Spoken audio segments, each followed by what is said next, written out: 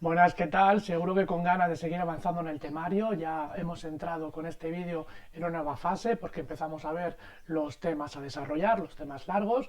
En el vídeo anterior estuvimos viendo la última pregunta del bloque 4 que hace referencia a la ilustración, al despotismo ilustrado y al reinado de Carlos III, que va a ser muy importante ese vídeo para comprender lo que va a venir a partir de ahora, este nuevo modelo y esta lucha entre el antiguo régimen y el nuevo régimen, ¿no? Con este vídeo iniciamos, por lo tanto, el bloque 5 y los temas largos. Este tema o este bloque 5 tiene tres temas, que sería la guerra de independencia, las Cortes de Cádiz y el reinado de Fernando VII. Nos ponemos entonces a trabajar con el tema ya de la guerra de la independencia, ¿no? Como siempre, el bloque 5, tema 1, la propia estructura de la pregunta, nos va a orientar a cómo tenemos que ir respondiendo, ¿no? Hablaremos de la guerra de independencia, de los antecedentes de la guerra, de las causas, veremos los bandos en conflicto, los dos bandos que se enfrentan y veremos las fases de la guerra, ¿no? El desarrollo bélico de la guerra, concluimos con la paz y ya allí cambiaremos de tema. Bien, como siempre, fecha y lugar, personajes importantes, la datación, para ir orientando la pregunta. Bien, posguerra de independencia, 1808 a 1813. ¿No? Es el momento en que dura la guerra de independencia. Empezará con el 2 de mayo y terminará con la paz entre Fernando VII y Napoleón con el Tratado de Valensay. Antecedentes de esta guerra, ¿no? Vemos un nuevo modelo político, filosófico, social, económico, que se llamó despotismo ilustrado, ¿no? Este despotismo ilustrado, que forma parte de una revolución que es la propia ilustración que se da en el siglo XVIII, ¿no? Este despotismo ilustrado se va a instaurar en España desde el reinado de Carlos III, que lo estuvimos viendo en el vídeo anterior, y ahí tenéis un retrato de este rey, de Carlos III. Bien, su hijo, Carlos IV, que va a ser los antecedentes de la guerra de independencia, ya con Carlos IV, va a seguir instaurando y va a seguir con el modelo del despotismo ilustrado. Por intentar entender un poco, ¿no? Tenemos un modelo político, cultural y económico, se llama Antiguo Régimen, que nos viene casi de la Edad Media, Edad Moderna, desde el siglo XV, XVI, XVII, XVIII. Ese modelo del Antiguo Régimen, a la última etapa, en el siglo XVIII, se va a aplicar una serie de reformas para intentar mantenerlo con vida, para intentar que dure. Esas reformas se llaman ese despotismo ilustrado, ¿no? Bajo ese espíritu de la ilustración, el despotismo ilustrado no es otra cosa que intentar mejorar el sistema del Antiguo Régimen, pero sin cambiarlo, ¿no? La frase típica del despotismo ilustrado es esa de todo para el pueblo, pero sin el pueblo. ¿Qué nos viene a decir eso? Lo explicamos también en el vídeo anterior, recordaros. Pero bueno, por resumir, los reyes van a empezar a preocuparse a través de la política de las condiciones de vida de los súbditos, de los habitantes de su reino, y va a intentar mejorar esas condiciones de vida, ¿no? Va a intentar intervenir en la vida de los súbditos para mejorar las condiciones de los habitantes del país. Pero, esta es la clave, una de las claves, sin contar con la opinión de sus propios súbditos. Es como si los trataran como si fueran un ser inferior, ¿no? Un ser menor, como un menor de edad, como hacen los padres cuando tienen los hijos pequeños, ¿no? No le preguntan tanto cuáles son lo que ellos quieren hacer o qué quieren comer o cómo hay que cuidarles, sino que directamente se ponen a cuidarles porque consideran que ellos no son capaces, y verdad que no son autónomos para poder desarrollar sus propios deseos, ¿no? O sus propias voluntades. El despotismo ilustrado viene a asemejar al rey como si fuera el padre de la familia, ¿no? Y los súbditos son esos hijos a los cuales el rey cuida, pero no les pregunta qué es lo que debe hacer por ellos, ¿no? Sino que se pone a cuidarlos como él considera mejor. Entonces todo para el pueblo, pero sin el pueblo. El despotismo ilustrado no pretende cambiar el antiguo régimen, que quede claro, sino que pretende ir reformándolo, ¿no? Y esto empieza sobre todo en los reinados de Carlos III, en el caso español, y va a continuar con Carlos IV. En este contexto de despotismo ilustrado en toda Europa, de intentar hacer reformas al antiguo régimen, de repente se produce un hecho que va a cambiar la historia, ¿no? Que va a ser esa famosa Revolución Francesa, en 1789. La Revolución Francesa no es una reforma al antiguo régimen. Dentro de la Revolución Francesa ya hay gente que quiere romper con el viejo régimen, ¿no? Con ese antiguo régimen, y quiere instaurar un nuevo modelo político. Un nuevo modelo político, social, económico, cultural, etcétera, que es el liberalismo, ¿no? Ese liberalismo político, ¿no? Cuya clase más importante y dominante va a ser la burguesía. Bien, por lo tanto ya tenemos un ejemplo de modelo de cambio, no de reforma, que sería la Revolución Francesa. Y por otro lado, ya hay un país que está haciendo su independencia, que es Estados Unidos en América, y que los postulados de la gente o de los líderes de la independencia de Estados Unidos son liberales y pretenden independizarse de Inglaterra, no tanto para romper con la antigua metrópoli, ¿no?, con el país que les dominaba, con Inglaterra, sino para instaurar en Estados Unidos ese modelo nuevo político que es el liberalismo, ¿no? Es decir, Washington es liberal y pretenden que la Constitución y el modelo de Estado de Estados Unidos, cuando se independice, cuando va a lograr la independencia, es el nuevo régimen, ¿no?, en contra del antiguo régimen, que era el que para ellos era caduco y que era el modelo de Europa, y en este caso, en el caso de Estados Unidos, de Inglaterra. Por lo tanto, tenemos el antiguo régimen que está siendo reformado con el despotismo ilustrado y empieza una alternativa nueva y un cambio radical que sería el nuevo régimen a partir de la Revolución Francesa como modelo, y en el caso de Estados Unidos, ya con su independencia, se desarrolla ese nuevo régimen que es el liberalismo. Esto como antecedentes, ¿no? Si nos situamos un poquito más en el caso de España, ¿no?, como antecedentes claros de la Guerra de Independencia Española de 1808 a 1813, veremos cómo dentro de la monarquía española, de la corte española, va a haber un enfrentamiento entre los absolutistas, ¿no? Los partidarios del antiguo régimen los llamamos los absolutistas, los que defienden el modelo del antiguo régimen. Haremos un vídeo para clarificar un poco antiguo régimen y liberalismo, ¿no?, qué ideas defiende cada grupo, ¿no? Pero bueno, por ir más rápido, y ya veremos ese vídeo un poco de resumen entre qué es el antiguo régimen y qué es el nuevo régimen.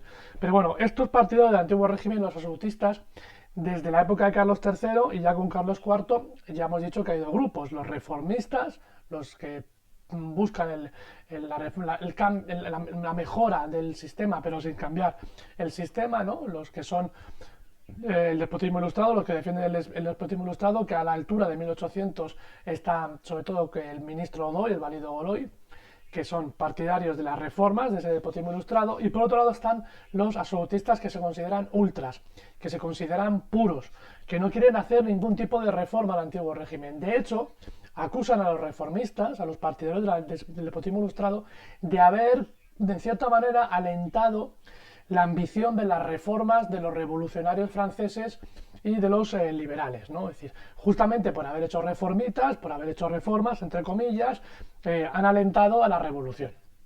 Y en cierta manera critican al despotismo ilustrado como el responsable último de la Revolución Francesa, ¿no? Ese tipo de políticas en las cuales se intenta mejorar las condiciones de vida de los ciudadanos, pero si los ciudadanos, pues para los ultras, para los puros, justamente es el germen del cambio, el germen de que otros sí quieran cambiar de régimen y hacer un nuevo régimen, ¿no? Entonces, para los partidarios de las reformas, el modelo es Godoy. Para los partidarios de acabar con esas reformas, van a buscar como su garante, como su líder, nada más y nada menos que al príncipe de Asturias, que en este momento es el príncipe Fernando, el futuro Fernando VII, ¿no? Se van a buscar a Fernando VII, el príncipe de Asturias, para que defienda dentro del gobierno de la corte el parar las reformas, ¿no?, el volver a un absolutismo puro, un absolutismo ultra. Bien. En ese momento, que ya están esas dos disputas desde hace tiempo en las Cortes sobre si mantener las reformas o no, y que se empiezan a acentuar ese diálogo o esa lucha con la llegada de la noticia de la Revolución Francesa. Imaginar que llega a Madrid la noticia de que en Francia, en París, se ha iniciado una revolución para cambiar el antiguo régimen y poner un nuevo régimen, ¿no? Que entre otras cosas han detenido al rey, el famoso Luis XVI, que con el tiempo la revolución le va a cortar la cabeza. Entonces esa noticia llega a Madrid. Entonces, ¿qué hace la corte de Madrid? ¿Qué piensa Carlos IV? ¿Qué piensan sus ministros? ¿Qué hacemos con Francia? ¿Qué hacemos con los revolucionarios franceses, ¿no? Y aquí siempre tienen en la cabeza dos jugadas, porque aquí recordamos lo que hemos visto en los vídeos anteriores. Desde el siglo XVIII, tanto en París como en Madrid, hay un rey de la familia Borbón, el Borbón de París y el Borbón de Madrid, ¿no? Desde la guerra de sucesión española, aquí llegó Felipe V de Anjou y se instaura la familia Borbón. Y se mantiene otra familia Borbón, otro familiar en París. Durante todo el siglo XVIII, recordar, esto estoy explicando algo que vimos en los vídeos anteriores, ¿no?, sobre todo en el vídeo anterior, ha habido pactos de familia entre los dos Borbones, entre París y Madrid. Esos pactos de familia tenían un objetivo común, que era fundamentalmente frenar a Inglaterra. ya que Inglaterra pretende siempre meterse dentro de los territorios coloniales de Francia y España, ¿no? De las colonias de América, las colonias españolas de América y francesas también del norte, la zona del actual Canadá. La suma de España más Francia es igual a Inglaterra y mantiene a Inglaterra lejos de intentar meter cabeza en las colonias franco-españolas, ¿no? Las colonias francesas y las colonias españolas. Bien, si de repente el que es tu aliado se convierte en revolucionario, ¿qué hacemos con esta alianza? ¿Rompemos con la alianza? Por lo tanto, Inglaterra se va a sentir libre de atacar o de meter baza en las colonias españolas, que es la base fundamental en este momento, por ejemplo, de la economía del reino, ¿no? De España. O, bien, miramos a otro lado, sea quien sea el sucesor del rey de Francia y lleguen a donde lleguen los revolucionarios franceses, que incluso llegarán a cortar la cabeza del rey, nosotros tenemos que seguir manteniendo la alianza con Francia, independientemente de que en Francia haya revolución o no haya revolución. ¿Por qué? Porque es la que nos mantiene esa protección contra Inglaterra, ¿no? Esos pactos de alianza que ya no serían de familia, pero sí de alianza entre España y Francia contra Inglaterra. El problema es que si mantienes esta alianza, para algunos de la corte van a decir, bien, si mantenemos la alianza con los revolucionarios, entonces estamos como en cierta manera justificando que en España puedan llegar la revolución, las ideas de la revolución, y en cierta manera estamos favoreciendo que en España haya una revolución para cambiar el antiguo régimen al nuevo régimen. Entonces, ¿qué hacemos? ¿Rompemos relaciones con Francia por lo que están haciendo porque son revolucionarios o mantenemos la vieja alianza con Francia para controlar a Inglaterra? Las dos opciones tienen sus riesgos, ¿no? Y ese debate va a ser fundamental en la Corte de Madrid. ¿Qué hacemos con la Revolución Francesa? ¿Qué hacemos con nuestra alianza con Francia? Y va a colocar a esos dos grupos que están divididos ya de antes sobre las reformas, los del despotismo ilustrado, el grupo de Godoy o el grupo de Fernando, del príncipe de Asturias, sobre romper las reformas, ¿no? Y por supuesto no tener ningún tipo de alianza con Francia, ¿no? Mientras que el otro grupo sí que plantea la posibilidad de seguir manteniendo la alianza con Francia. En este caso, en 1807 se va a producir la conjura de El Escorial. Ahí es un primer intento por parte de los ultras de parar las reformas y de derrocar a Godoy, ¿no? Que va a fracasar, se va a descubrir y esa conjura fracasa, ¿no? Pero ya hay un inicio del sector de la corte más ultra de intentar tomar el mando, ¿no? Tomar el poder en la corte. Bien, en 1808, y aquí enlazamos con la Revolución Francesa otra vez. La Revolución Francesa ha pasado por diferentes periodos y al final el nuevo gobernante es Napoleón en Francia, ¿no? Y Napoleón va a recuperar las alianzas con España, ¿no?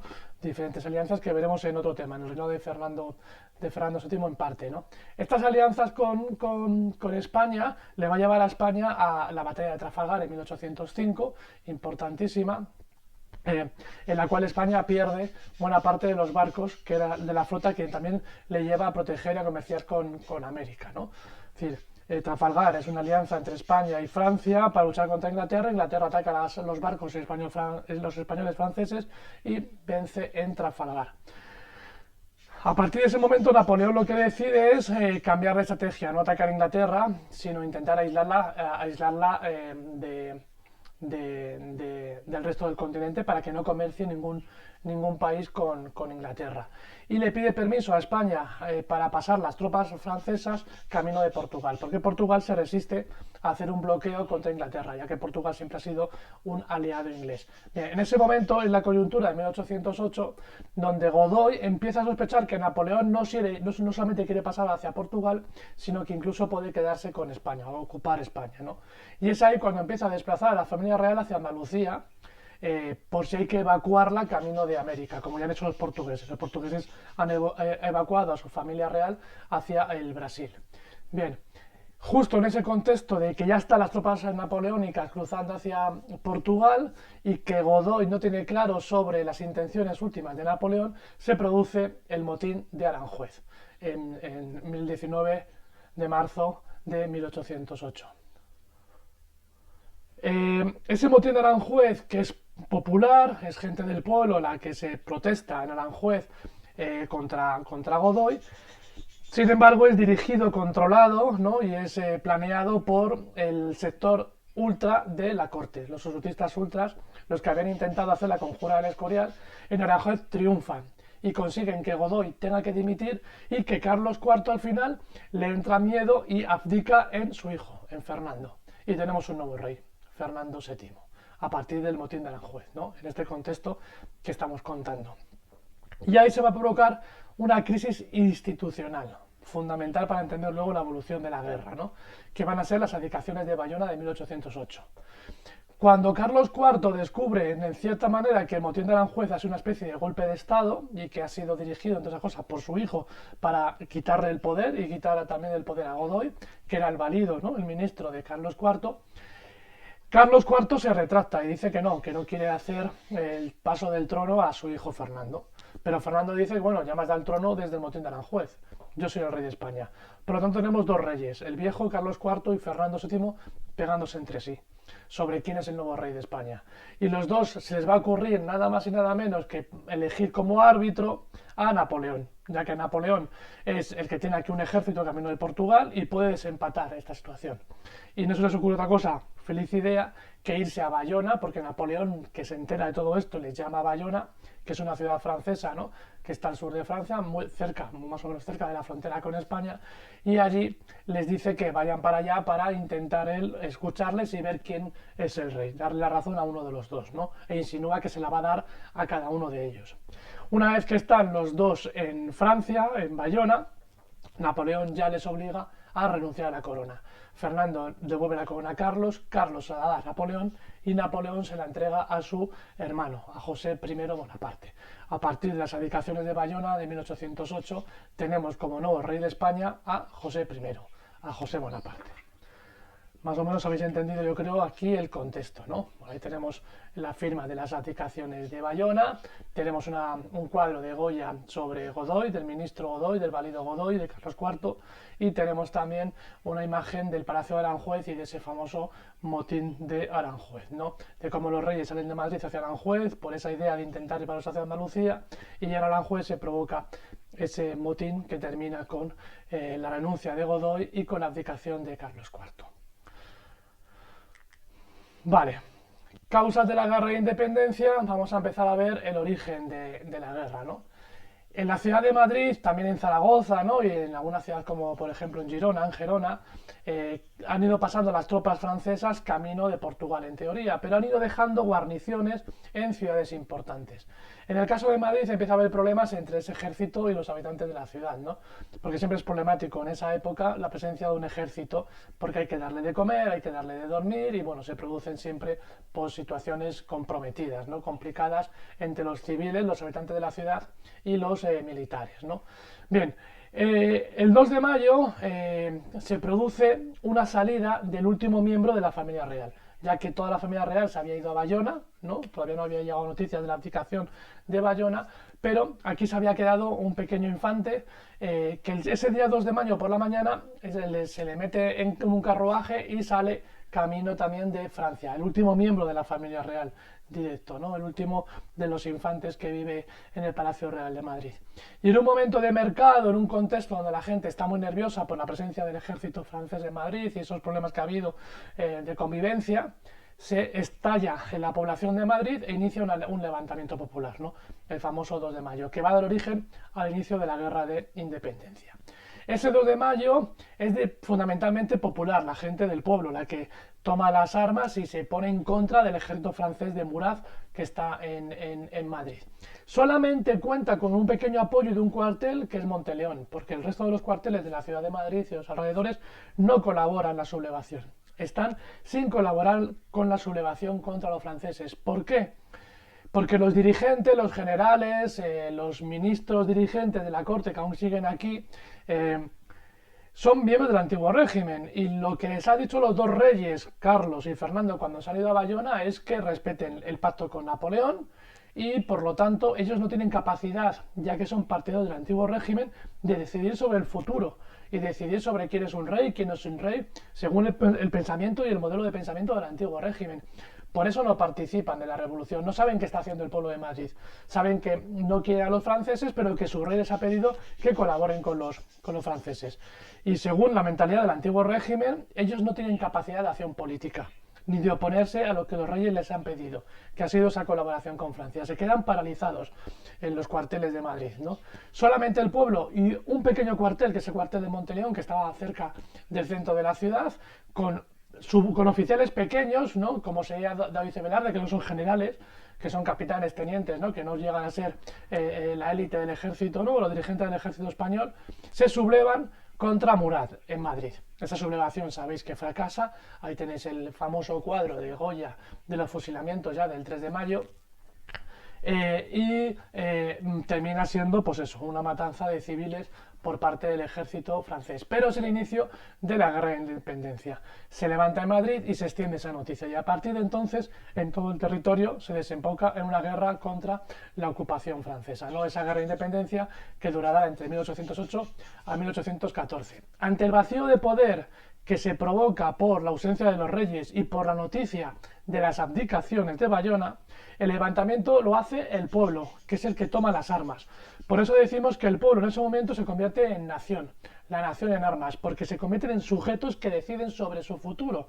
Según el antiguo régimen, o también el despotismo ilustrado, ellos no dirigen su futuro, son los reyes los que les planean o los que les dicen lo que deben de ir haciendo. Entonces, por lo tanto, es una auténtica revolución el hecho de que el pueblo decida ocupar el poder ante ese vacío de poder, porque los reyes ya están ausentes, y no obedecer la norma de las abdicaciones de Bayona y oponerse, por lo tanto, a José I. Bien, ahí tenemos ese cuadro famoso de Goya. Ahí se inicia, por lo tanto, la guerra de la independencia.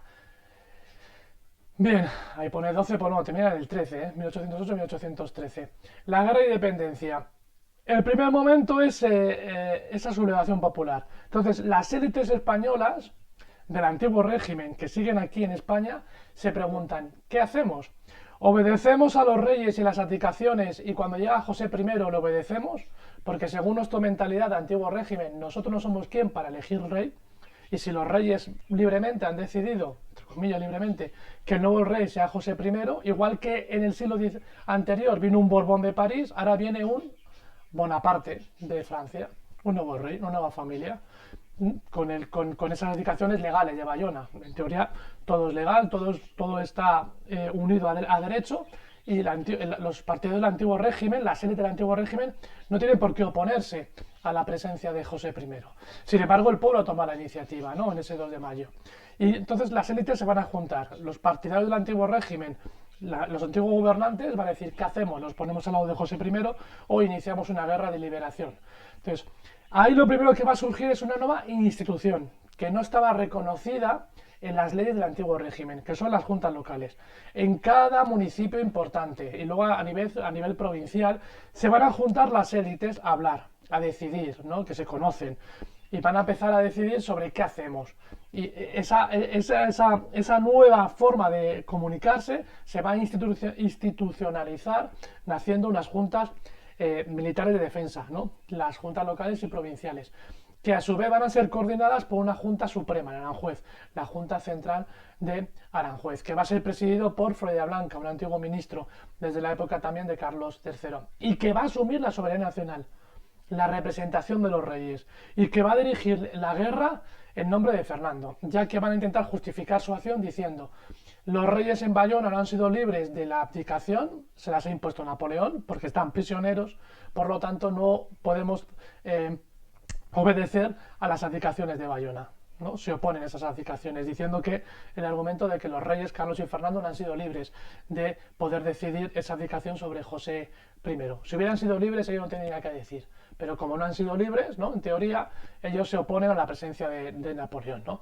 Y se crea ese sistema de junta local, junta provincial, donde se reúnen para hablar de qué van a hacer, y se crea o se coordinan con una Junta Suprema de Aranjuez dirigida o coordinada por Floridablanca. Las juntas no son instituciones del antiguo régimen, es decir, se han creado de forma nueva por las circunstancias de la guerra, ¿no? Por lo tanto, por eso decimos que se ha producido una auténtica revolución. El pueblo y las juntas se han declarado soberanas, con capacidad para firmar tratados internacionales, hacer leyes, recaudar impuestos y dirigir la guerra. Pero no son instituciones del antiguo régimen, y ese es su carácter revolucionario. Su fuente de legitimidad era el hecho mismo del levantamiento en el contexto de la guerra y representa una ruptura política administrativa con el pasado, con el antiguo régimen. Yo esto que quede claro, ¿no? Es decir, la Junta, por lo tanto, la Junta Suprema, las locales y las provinciales, son revolucionarias en sí mismos. Eso le va a crear a los absolutistas un problema, es decir, estamos participando en cierta manera de una revolución parecida a lo que hacen los liberales y van a intentar de alguna manera solucionar ese dilema político administrativo que les representa. Bien, bueno, con esto hemos terminado esta primera parte. Continuamos luego en un segundo vídeo hablando de cómo se desarrollan las batallas de la Guerra de la Independencia. Darle un repaso, yo creo que ha quedado claro. Nos vemos en el siguiente vídeo.